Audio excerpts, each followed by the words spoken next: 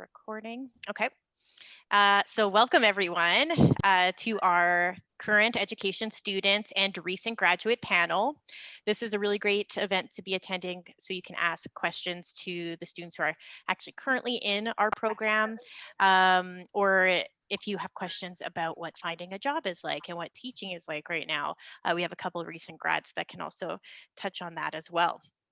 So my name is Erin. I am the recruitment coordinator with the Faculty of Education. So if you have any questions after open house about education, you're probably going to be talking to me. But today we will focus on our students and our alum and asking them all sorts of questions. So what I'll do, I have a bunch of questions prepared, of course, as well. But if any of you do have questions as we go along, I'll ask you to put them in the chat and we can go through those throughout the hour. I'll start though by getting everyone on the panel to give a brief introduction about who they are and what program they're in or what role they are outside teaching. And we'll start with Jenna. Hi, my name is Jenna.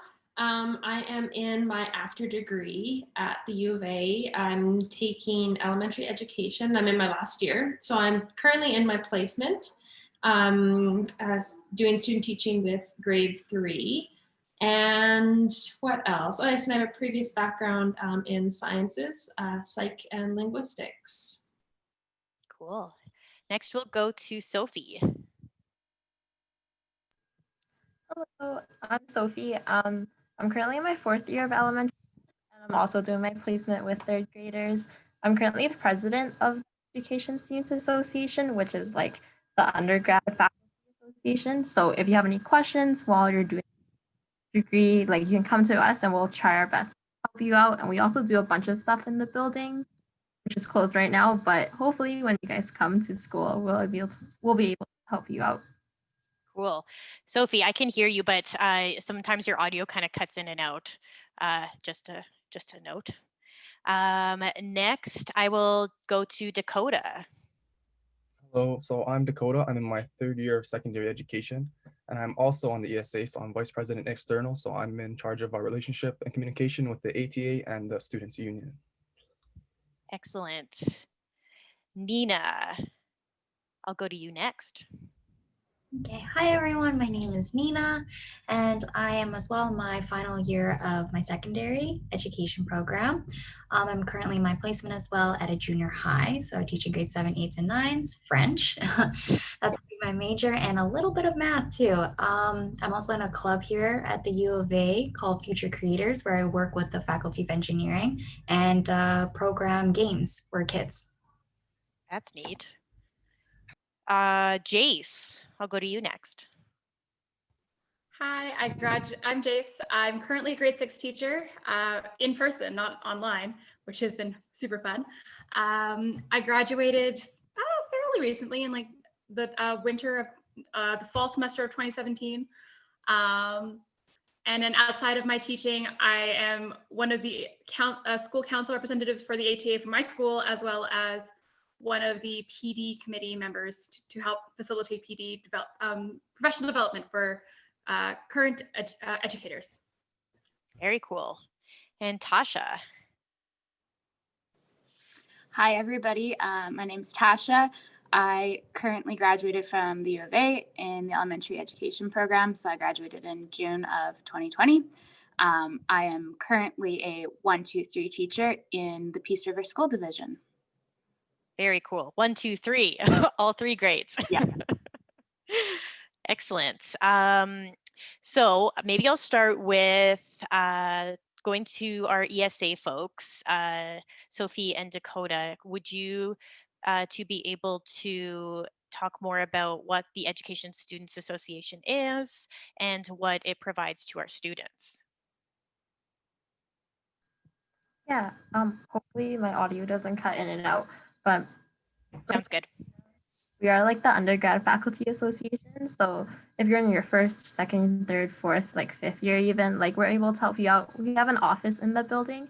So usually you'll be able to come in, hang out. We have like a lot of material in there, like resources. And we also have membership cards that will like get you access to like ATA stuff. So like stuff teachers would normally get, us as undergrad students in ed, we're able to access those things too. And we're able to help you out with all of that.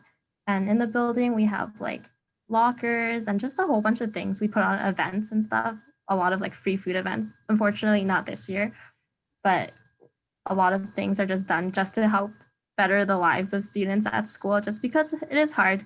So we're trying our best to like be there for you.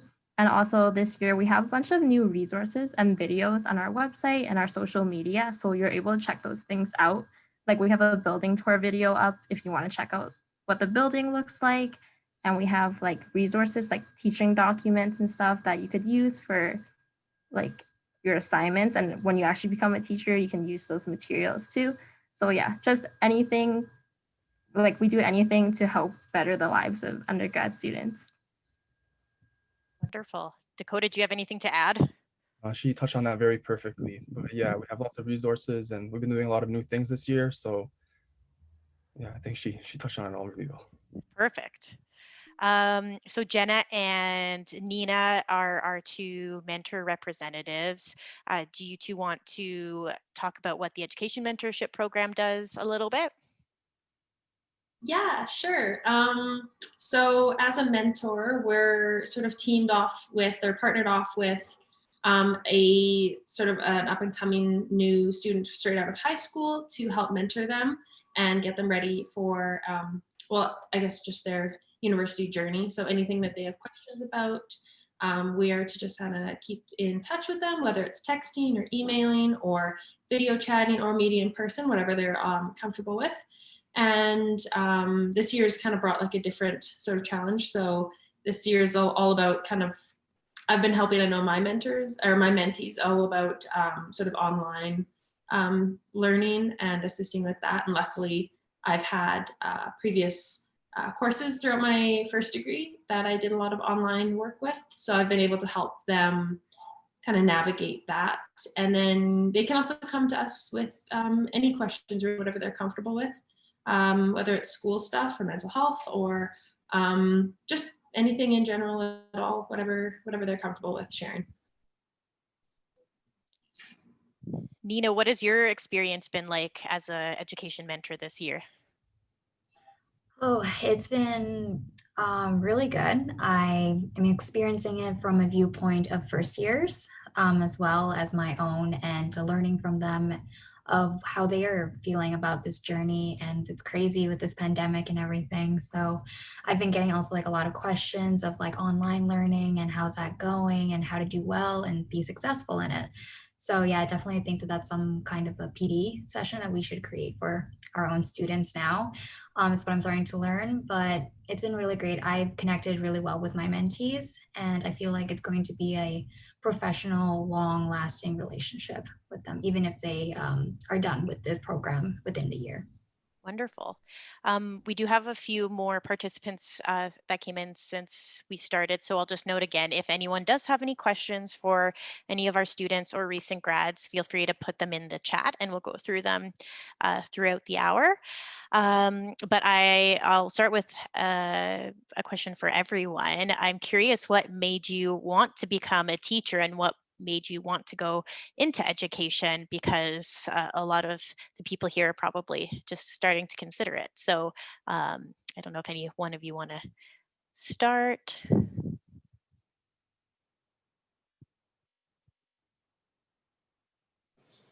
I can start, I guess. Okay. So for me, I think I always kind of knew that I enjoyed working with kids. And so kind of throughout high school, I would volunteer in classrooms in my own school. And I did a lot of tutoring, and I kind of felt that like, yeah, I like this. I like helping kids. I like seeing that light bulb moment when they finally understand something.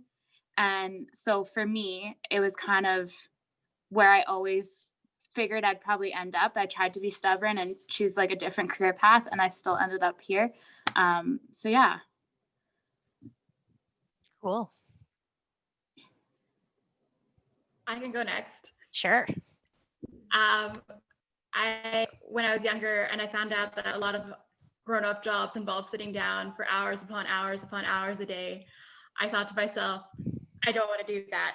And so I looked for jobs that would allow me to, one, be able to move around as much as possible, and also two, talk to people, because I am a very chatty person and I love to get to know people.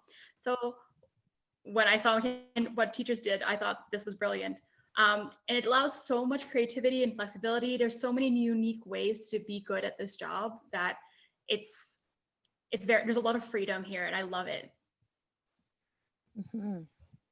I'll go next. Okay. So for me, in my first year of university way back in 2013, I was actually in the faculty of ed, thought I wanted to do secondary, but then I wound up working as an educational assistant actually, and working with early childhood education. And in that setting, I got to do a lot of one-on-one educating of whether it's speech and language, or behavioral problems, or just simple like educational delays and stuff like that. So, and that just opened me up back to, because I took a year off after my first year because I wasn't sure what I wanted to do. And then the EA job just kind of put me back on my path of studying child development, studying kind of the backgrounds of everything, how we learn, the neuro aspect, the cognitive psych stuff, which was my first degree. And yeah, I was kind of stubborn too. I was like, well, maybe there's something else for me. And now, I mean, life's just taken me back down this road, and I'm back in education. And yeah, we'll see where I wind up, but it's been really great so far. I can go next. Sure. So for me, my story is a little bit different because throughout schooling, I kind of just floated around. I had no idea what I wanted to do. And when I started university, I wanted to become a psychologist. So I took one psychology course, Psych 104. I don't know if you've taken it, but it's the worst class ever. And I almost failed. So my whole dream, my career, everything I wanted to do kind of just faltered right there. So after that, I took some poli-sci courses and history courses, and those were nice. And I went to McEwen before the U of A. And then I didn't really know what I wanted to do. So I was still kind of floating, just trying to staying in school is important. So I did that. And then it wasn't until I actually took an education course. I took Education 100 at Grant McEwen. And as soon as I took that course, I think after the first week, it was like, it kind of just hit me right there. I was like, okay, I think this is for me. And there was a lot of self-reflection and career exploration in that class. And it was like, by the end of that course, I was like, I immediately applied to the U of A, and here we are now. That's a really good point, because sometimes it takes trying things out before you know what you want to be doing with the rest of your life. Anyone else want to touch on that question? And I could say something. Sure. Yeah.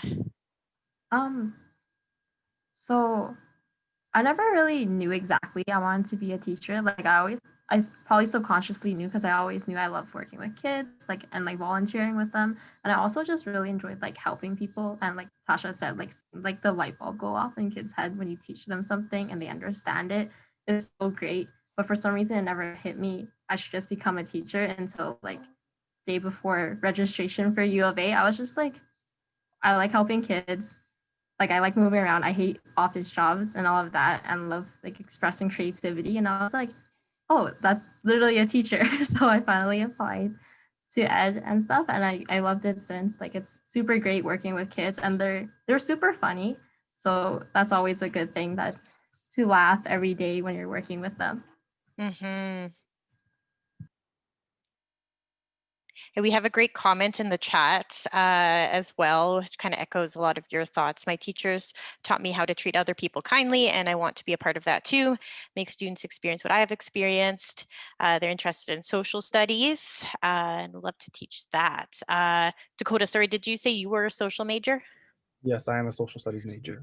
What is that major like?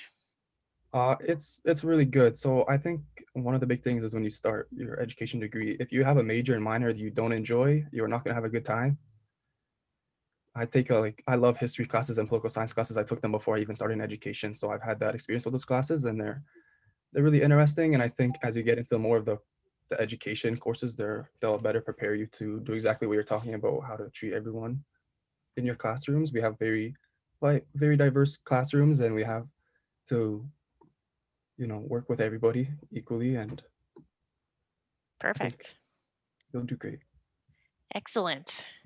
Okay. So my next question will kind of go along that that route. Do any of you have a particular favorite U of A class that you'd like to talk about? Because we do offer over 10,000 classes at the U of A that you can take, probably not all of them, but does anyone have one they want to highlight?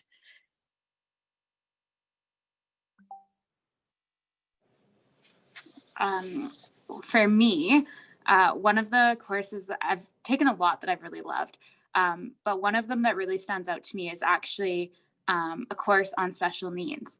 And I took it in my 4th year, and it was just this eye-opening experience. And it kind of gave me some more information on how to go about teaching students who have differing needs. And actually, our instructor herself has autism. So it was neat to get her perspective. And then she had a son who had ADHD. So she could kind of teach us firsthand what she knew about special needs. So it was a really cool course. Very neat. One of my favorite courses, and this is gonna make me sound super nerdy, was EDL 415, which is the Advanced Communicating in Math and Education course. And the reasons I love that course is because I had one of the most fantastic profs. I was a kid who did not get math as a student. And I feel like if I had her as a student now, I would have understood math so much easier. And I think one of the big highlights, one of the big draws for the education faculty is we have some fantastic lecturers, and they genuinely do care. Like the same prof who did my EDL 415 course, I was emailing her throughout the summer asking about just asking her questions, and she still replies to them even though I'm no longer a student. Yeah. For me, I loved all my elementary ed classes so far. Everything's been really great, but it's been very short because I'm an after degree student. But I would love to touch on my psych background. There were so many courses in that were like child development focused, and like the psychology of learning, like how the mind works, how we adapt to our daily lives, and how kids of all ages, whether it's a toddler, a child, or an adolescent, or even adulthood, like how we learn and how it varies over time.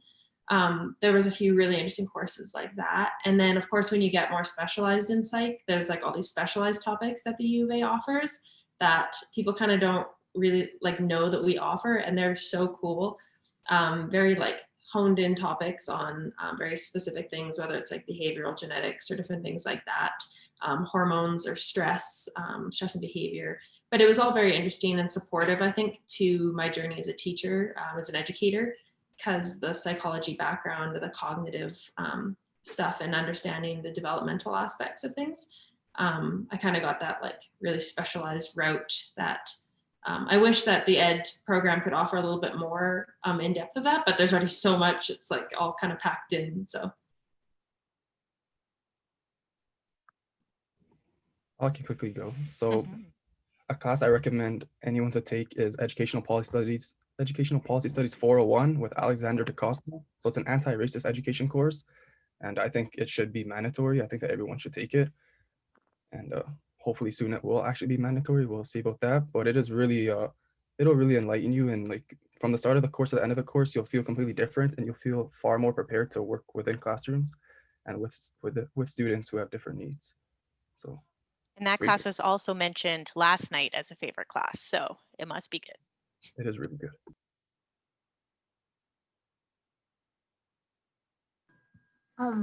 My favorite course has been, I think it's Educational Policy 410. It's the Law and Ethics class. And so essentially in that class, you learn about all the mishaps teachers have been through and how they've gotten into the news and gotten in trouble.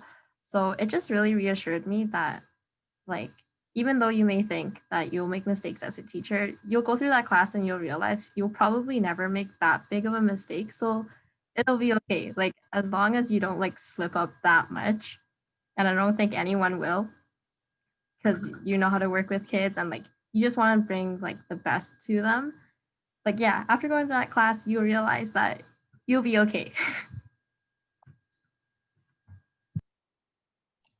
Okay, so I'll talk quickly about my favorite class. Honestly, it has to be my EDFX one right now. 350, my seminar, because it talks a lot about why I wanted to become a teacher. And that is the building the relationship aspect, getting to know your students. And it's something that's really helping me out with the past couple observation days for the people that are in their placements.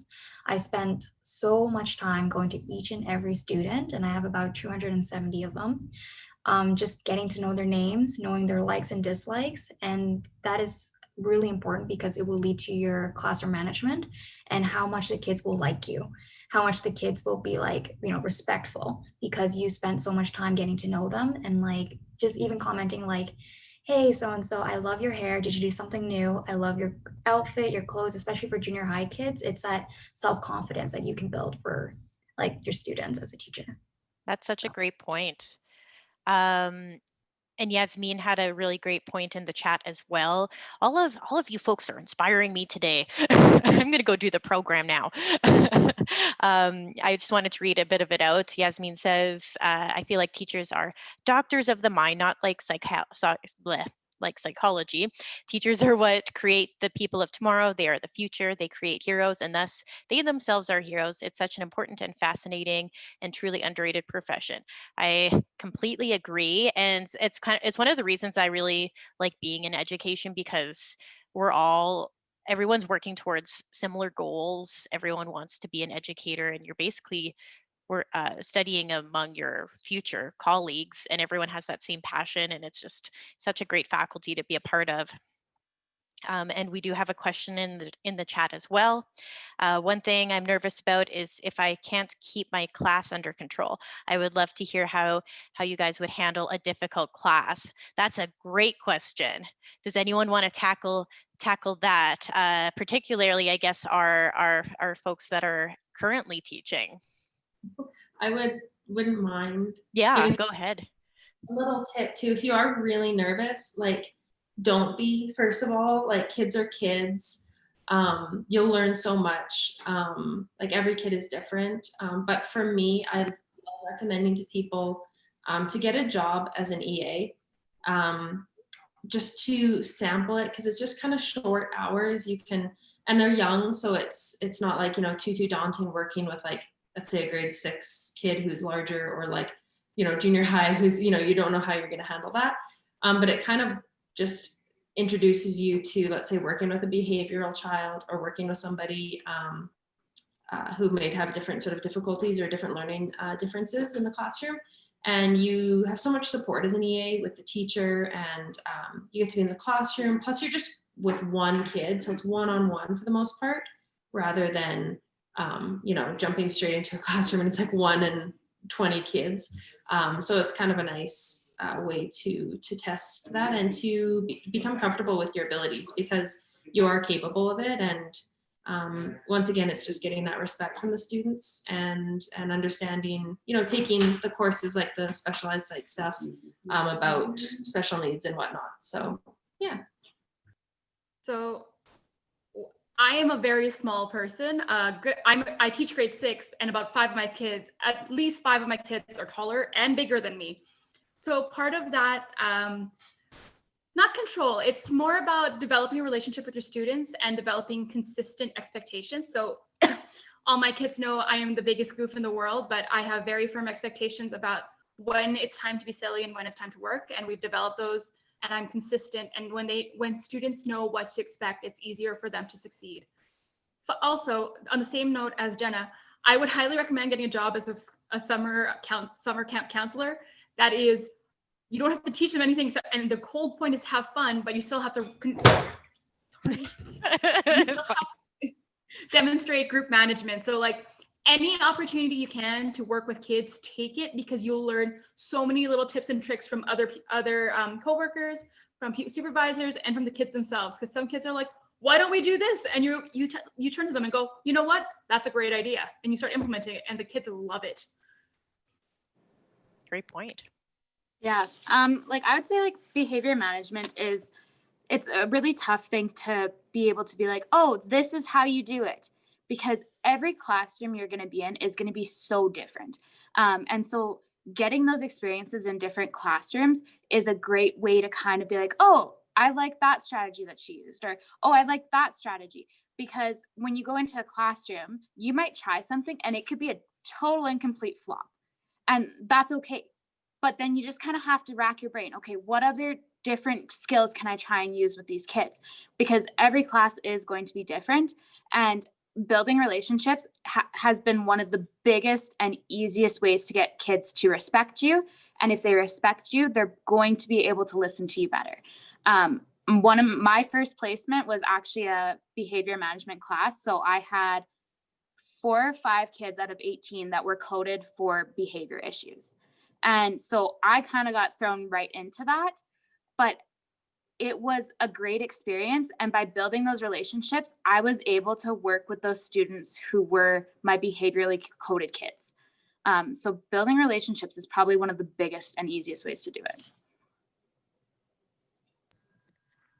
I think for me, like a big way to like learn how to even like classroom manage is honestly just observation.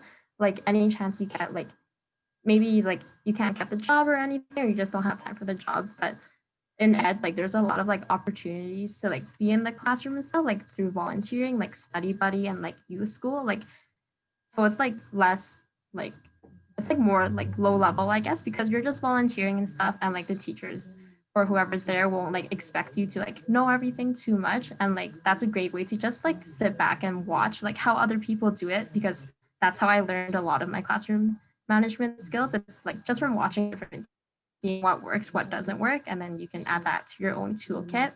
And also like I think one big thing is just keeping like calm, cool, and collected.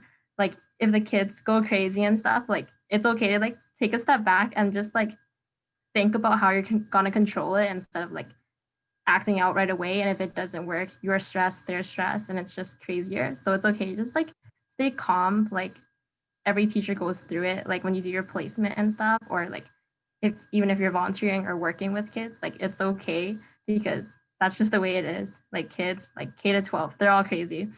So like you can just take a step back and then just think about like what you're gonna do next, instead of just like doing it before you think about it, because that just make it harder for you to control at the end of the day. Just to add on to what Sophie said, the ESA has lots of PDs, so take advantage of them when you're here. We have PDs on classroom management, all these kind of things. And as she said, we have tons of volunteer opportunities, like youth school is a good one, where you get to just work with students a couple times and you get to teach the same lessons, so you can kind of get used to it. And yeah, just pay attention to the ESA when you get here, and we'll help you out. Indeed. We do have a couple questions coming in. Yasmin says, I always have a fear that I won't be able to get my point across to my students. I hate seeing them not understand. How do you manage and deal with all the different types of learners in your class? Good question. I can start this one. Sure. Part of it is going back to that classroom management, is that you need to build relationships. You need to get to know your kids, because what works for one group of kids may not work the next year. So I have a collection of strategies that I would use to teach a single concept, and after getting to know my kids, strategy A, B, and C work, but not F. And then just every year it's a bit of a toss up of like what is going to work. Plus, one of the things we talk about in education is you need to be able to reinforce in multiple ways. So if I teach something one way one day on Monday, I should revisit the same concept in a slightly different way on Wednesday. And part of that will help the learners who didn't get it the first time, but also help reinforce for the students who did get it the first time, but might need to be reminded on what it was. So get to know your kids and then figure out what works best for them. I would just like to add to that, and then that's totally right. The other part of it too is if you have a child who's not understanding a concept, I work in a 1, 2, 3 classroom. I've got a wide range of kids to begin with, and it's not even just like a single grade. And for me, what I've found is if the kids aren't getting it with one strategy, that's okay. Don't get frustrated about it though, because once you get frustrated and worked up over the situation, it's going to make it that much harder for you to come up with something else. And a big part of being a teacher is collaboration. There has been a teacher who's been in your situation or who's worked with these kids before. So don't be afraid to go and talk to other teachers. Teachers are always willing to help. They're always willing to share strategies with you. So by going out and talking with other people, you'll usually be able to find another strategy that will help your students a little bit more. Absolutely.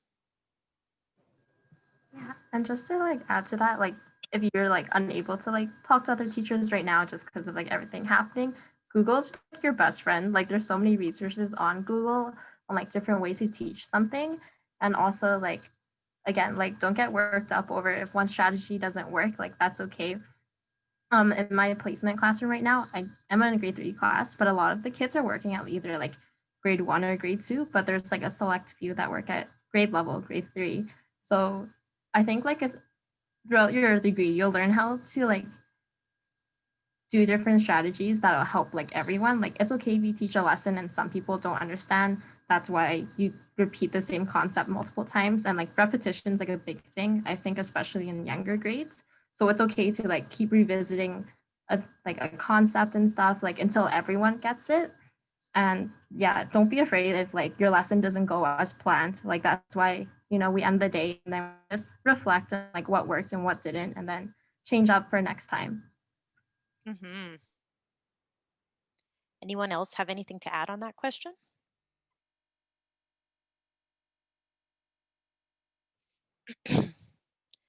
Okay, the next question.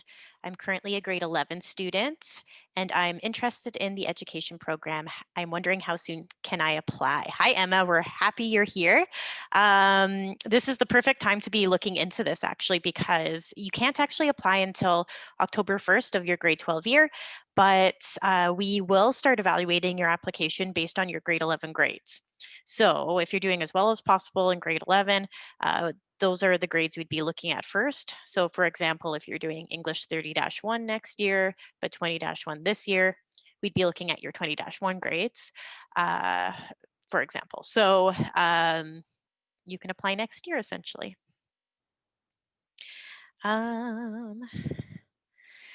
Next question, if I'm not able to get in from the first time I apply, how would I go about upgrading when I'm in university? Great question. There's a lot of different ways you can be admitted into education. I'll get my panelists' opinions on this too afterwards. But essentially, if you're not in out of high school, probably the first option you should be thinking about is upgrading your high school courses. And you can be doing that in a number of different institutions. U of A unfortunately doesn't offer upgrading, but McEwen, NAIT, Norquest all do high school upgrading. Center High is really great. And so that's an option. And then the alternative would be to be having a backup option. Like a lot of our students applied to McEwen first or Faculty of Arts at the U of A, for example. And that's completely fine. The only difference is that you would be gaining admission with a transfer admission average rather than a high school admission average. But the benefit is that you would be starting university courses. But eventually, once you have 8 courses done at the U of A or at a different institution, that transfer, we would just be looking at that for a competitive average. So there's a couple ways you can go about doing that. And we can definitely walk you through that if that happens. Maybe I'll start with Dakota on this because you started at McEwen. How did you find the transfer process? The transfer process was pretty good. So by the time I decided, so you touched about taking, I definitely recommend upgrading your high school courses first if you can do that. And then I know a lot of people go into like open studies, but like university is a tough transition. So if you do that, it could be very hard. But for me, I thought the transition was pretty well done. Social studies is probably actually I found out it is right now the most competitive program in secondary education, so it's very hard to get into. So the first year I applied, I actually didn't get in with a pretty high mark. So I think the transfer it's pretty easy, it's simple, and if you ever have any problems with your application, usually they're pretty quick on it and they'll let you know right away. I had a few problems with mine because when I went to McEwen, I actually took a year off, but when I applied to the U of A, they thought I was still at McEwen, so like it took a while, and then I reached out to them and they're like, oh, well, we thought you were still in classes, so you have to change this on your application. So it kind of puts you at the bottom of the barrel. So making sure you go through the application, if you know anyone who's in university, or reach out for help with your application process, because it can make a difference, because one little error can put you back very far and it can put you behind a year like it did for me. So That's a great point. A couple of great points, actually. First being to always reach out if you have any questions. So I can help you if you have trouble with the application, or if you have questions about the application or about transferring or high school upgrading or whatever it might be. And it's true, if you make a mistake, sometimes it can put you back a little bit. So if you do have any questions at all, don't be afraid to ask. And the other good point is that, yeah, a lot of students do find it easier to upgrade high school, even though it can be tempting to start university right away. And for some students, that is the best option. So definitely consider both. But um, high, upgrading high school and having a competitive average in that is sometimes easier. So something to keep in mind. Did any of the other panelists upgrade high school by any chance? I didn't upgrade, but I did switch programs a couple times. Yeah, it's like 3 different faculties. Nope. But that being said, the undergraduate student advisors are pretty awesome. They help. They were vital in trying to navigate the process of getting from one faculty to another. So like, talk to the undergrad advisors. They're like, once you're in the program, those undergraduate advisors take over what Erin does and like help you out with everything. Yes, we are there for you for sure. So the next question for everyone is, how do you plan or prepare for a class beforehand? This is something I marvel at because it must be a lot of planning ahead of time. Who wants to touch on that first?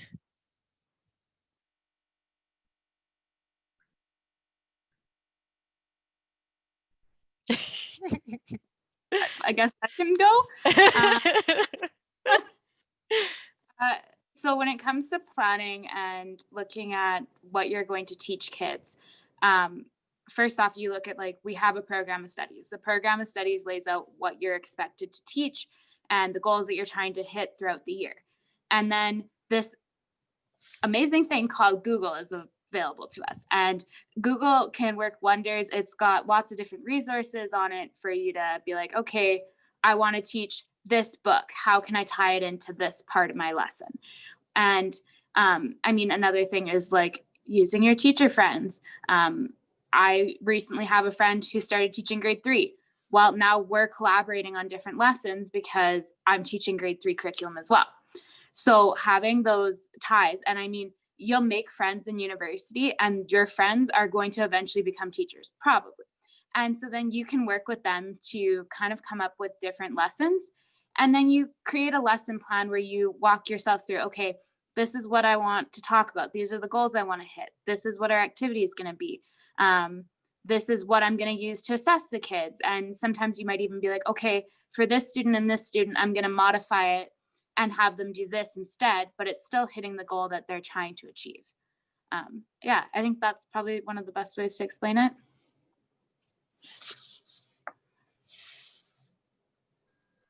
I think one of my ways that I would like practice, like preparing essentially, it's like, because like during your practicums, like luckily for your first practicum, you have observation days, so you can kind of see how like the classroom like flows and stuff, so you can plan your transitions that way. But definitely like what I like to do is kind of like envision myself, like if I was in that grade, like would this activity seem fun or would it be boring? Like would they be sitting too long or what? Like, so kind of like placing yourself in like the shoes of like the students that you're trying to teach, just to see if like if you think it works. Like if you personally think it's boring, the kids probably think it's boring, so maybe you can like add more fun things to it or like change it up just a little. But a lot of it is like trial and error, and that's okay because we've all been there, and that's what practicums are for, so you can like see what works and what doesn't for you. And like don't be afraid again to like ask questions and ask for like collaborations and stuff. Just to touch on what Tasha said earlier, when you get into the teaching community, a lot of us are in professional learning communities or regular, and part of our job is actually to regularly engage in professional development. So like there are many, if there's something that you're not comfortable with right now, there are many people you can ask, and there are many opportunities to improve. Like like Dakota was saying that the ESA holds all of these wonderful training things. So does Edmonton, so does every school district and the ATA. So there's lots of opportunities to improve on your practice. Mm-hmm. And Nina, because you mentioned that you're doing your field experience in junior high, how is junior high? Like, how do you plan for teaching multiple subjects and kind of in that in-between area? Because I feel like I get a lot of prospective students that get nervous about having to teach junior high. I'm curious what your experience is. Yeah, so like I said, I'm in the middle of observation days. And at the moment for teaching them, I learned that I need to get to know how they feel about the subject. And I teach French, so it is a mandatory class, but not a core class. And when I go around and I, talk to my junior highs, they all tell me that they really hate French. Like with burning passion. They're like, I hate this class. I don't know why we have to do this. Grammar is so boring. And so right now I'm working on like lesson planning on things to like why you should be taking French. So I've been trying to like plan out things like more of a cultural aspect, like my traveling experience, how it is like an official language of Canada.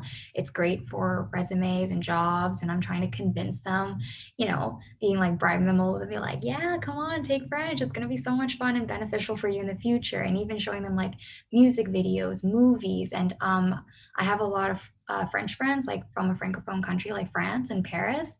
So I'm trying to get them to go on Skype with us and like talk to my kids about like how it's like living in France, and just finding like multiple and being very creative and trying to get them to be more excited about the subject. And even like linking it to like I think Tasha said about the program of studies.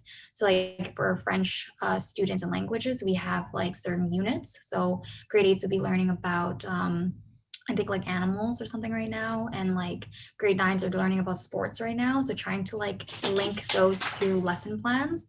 Like for my grade nines, I'm thinking of bringing them into the gym, and we're going to be speaking 100% in the target language in French while playing sports.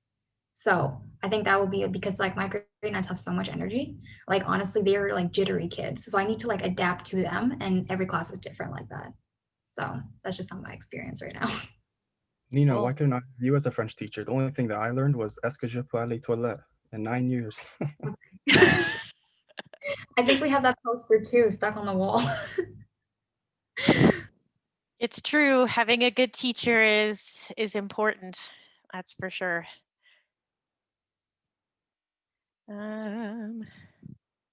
Oh, I've lost my spot here. One moment. Emma, I kind of responded in the chat as well because you're asking what the competitive average has been to get in. We don't have specific numbers just because it can change throughout the year, but I will note that pretty typically biological sciences, English, social, and phys ed, they tend to be the most competitive, but how high that gets really varies. Like some years are quite competitive, like Dakota had mentioned earlier, and then some years are not nearly as competitive, and it's just based on how many people are applying. So to give you an idea, those tend to be the most competitive, and then elementary is usually in the middle. Next question. What would you say would be the most difficult aspect of teaching high school? Or secondary friends? What would you say?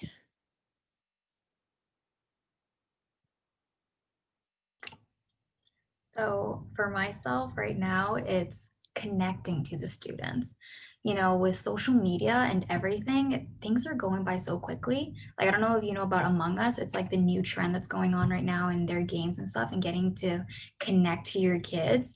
I think especially as like I'm younger, so I can kind of understand, like TikTok and Instagram and things like that. But that biggest part is like the classroom management aspect. It's like teachers that are tend to be older and they can't really connect to the kids or use technology, and trying to use like different resources, it really affects the child, and it doesn't make them as relatable.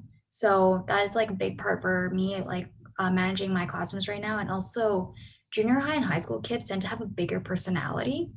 They tend to talk out a lot more.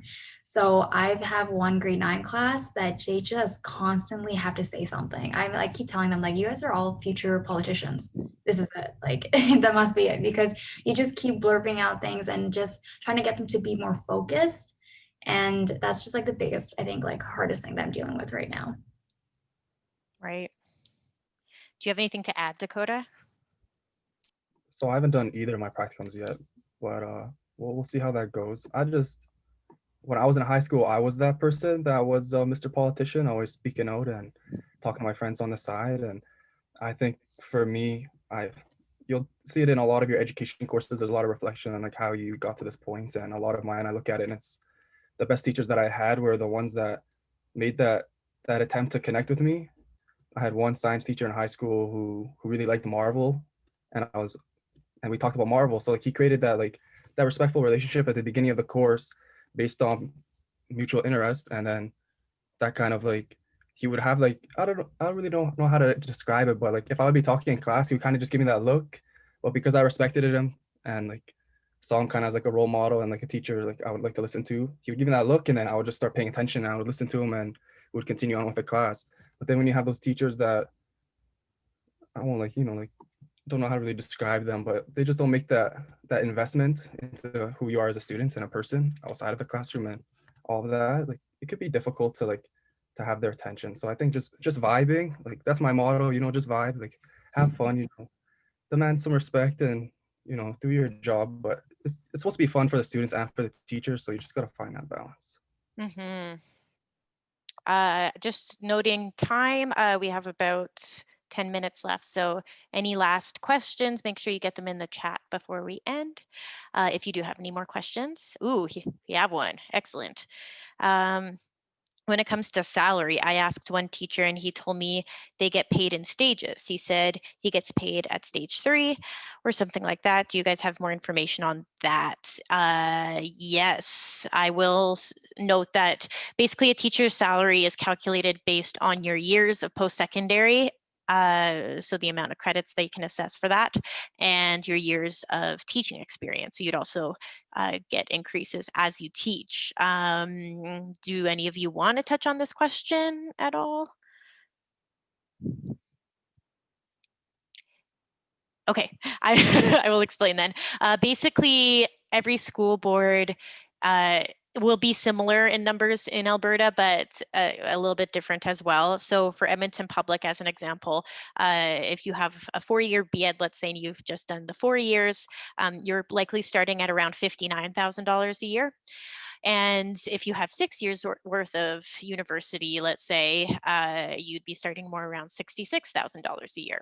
So there is a bit of a difference, but you're not stuck at one level of the salary scale forever. If you just do the 4-year B.Ed and want to get out and teach as quickly as possible, you can come back and take courses for interest. You can do your master's, whatever it might be, and increase yourself on the scale later. So that's probably what they're talking about when it comes to stages. Yeah, no problem. And I'll also note that I'm doing a presentation at 1 o'clock. If you do have, I do touch on things like that and admission and all that kind of stuff. If you have more specific questions that come up in the next hour or so. Next question. What am I going to ask you folks? I'm going to go to Jason, Tasha again. Would you mind talking about your process and what it was like finding a job after you graduated?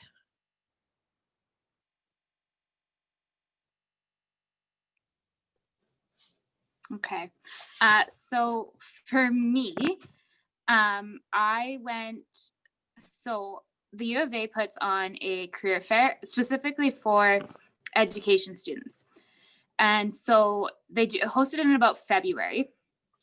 And so what I did was in my 3rd year, I went just to kind of see what schools were looking for and how I would be able to make myself more desirable. Because I mean, you go to university and your goal is to get a job. So when I went in, they told me, we're looking for this new placement. It's called the EdFX 490. So this placement is one that you can choose to do outside of your 2 other placements. And it goes through, you can choose to do special needs early childhood or like an outreach type program. And what you do is you go into the school while you're in your standard amount of courses, and you're talking and you're learning and you're teaching a new set of students. So I decided that I would take this course. And so I did it, and I kept volunteering in schools. That's a really big thing, is getting yourself into those schools that you want to be in. For me, I really wanted to be in Parkland County, and hopefully eventually I'll still make it there. So I requested to have my last placement out there. And so I actually did my AFX and my long placement out in Parkland. And I was offered a subbing contract with them before I'd even graduated. So I got the position in February of last year. And so they already wanted me on their subbing list. However, at that same career fair the following year, I had given my resume out to Peace River. And in May, they called me and said, we would like to offer you a full-time job. So that is how I got my position. So my turn. In elementary, your final year looks like fall semester with a practicum, followed by more courses in the winter time. Because of how I arranged my schedule, I finished with my fall semester, which meant that I was eligible to start teaching as soon as I finished my practicum. What especially helped is when I was doing my practicum, I literally got every single person who even had a little bit of teaching experience to come see me teach, so that they could either give me feedback or provide a recommendation. And I actually got hired on in the same school I did my practicum at. Perfect. And I use that as an example a lot because not everyone finishes their degree at the end of April, graduating in June kind of thing. Some students finish at the end of December, at the end of the fall term, or some students finish in spring, summer, and that's not the end of the world. There's tons of jobs that come up throughout the year that a lot of people then wouldn't be eligible for, and people like Jace who are finishing in December can go snag that mat leave or snag the sick leave that's come up, right? So if you're not doing the degree in a full 4 years, that's also completely fine. We do have another question. Angela says, I have experience working with younger kids in a sort of teaching position as well as tutoring. Would that help me going into having the BEd? Absolutely. Experience always helps. Unfortunately, we can't look at it for admission purposes right now. But when it comes to actually finding a job, that extra stuff is extremely helpful, and you be more prepared when you're actually doing the program, I think. Does anyone want to touch on that kind of thing? I know, Jenna, you did a lot of work and volunteering right before you even started. Yeah, I mean, all through my first degree, with my sciences degree, for 5 years, I was an educational assistant.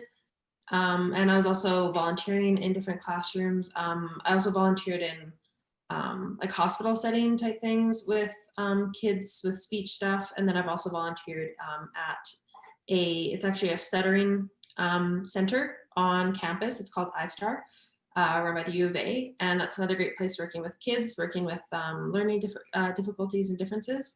And yeah, and any experience, every time you go into another job or volunteer position, or you meet someone new, they're going to teach you something you didn't know. And whether it's a positive thing or a negative thing, like, somebody might critique you and give you advice on something, and maybe it's not what you want to do, and that's fine. But that just, fine tunes your skills and your teaching for eventual, application when you're actually graduated as a teacher. But yeah, experience in any setting, tutoring or teaching or whatever you said, a sort of teaching position. Yeah, everything just assists and adds to your toolkit. So I can add to that too. I've done a lot of volunteering myself, and when I was hired for this job and they had interviewed me, they were asking me questions about things that I'd volunteered in when I was still in high school, junior high, because they were just curious about what extra things can I bring to their school. So like, I was trained in martial arts, so they were asking me, well, what did you do and how did you do it? So having that volunteer experience is fantastic, because yeah, they can ask you questions, and then they're also going to give you experience questions where it's like, so if you were in this situation, what would you have done? So that more experience you have working with kids and being in the classroom or even outside of the classroom gives you that better upper hand to be like, oh, well, I dealt with a kid in this situation and this is how I proceeded with it. So yeah, having those like volunteer experiences are great. Absolutely. Another question, can you work anywhere else than Alberta with your BEd? Yes, absolutely. Basically, our program's in line with Alberta education. So automatically, when you're done, you'd be, if you apply for certification, eligible to teach in Alberta, Nunavut, and Northwest Territories. And there's also a number of Alberta curriculum schools around the world that are hiring our grads. And if you wanted to go teach in another province, you just have to basically do the same process, apply through their Ministry of Education. And it's a pretty easy process to transfer usually. I would always ask that Ministry of Education directly when you're actually doing the process in case there's other factors, like if you take... majors also have competitiveness? I'm sorry? Like majors, like if you're applying into say like graduate school or even undergrad, like I don't know how graduate school works. okay, well for undergrad, you just apply for the faculty. Oh. Okay, I'm just going to finish this one question and then I'll get to you, okay? So yeah, you basically apply to the other Ministry of Education and it's pretty transferable, but if let's say you take 5 years off of teaching and then go to apply for certification, you would potentially need to do a little bit of extra stuff. So it's always best to double check. But yeah, it's pretty transferable elsewhere as well. Outside of Canada, you'd have to check with like their equivalent ministries of education. Every state in the United States would have a different process. So that's kind of what you would do for that. Arshia, what was your question? What? You just asked a question?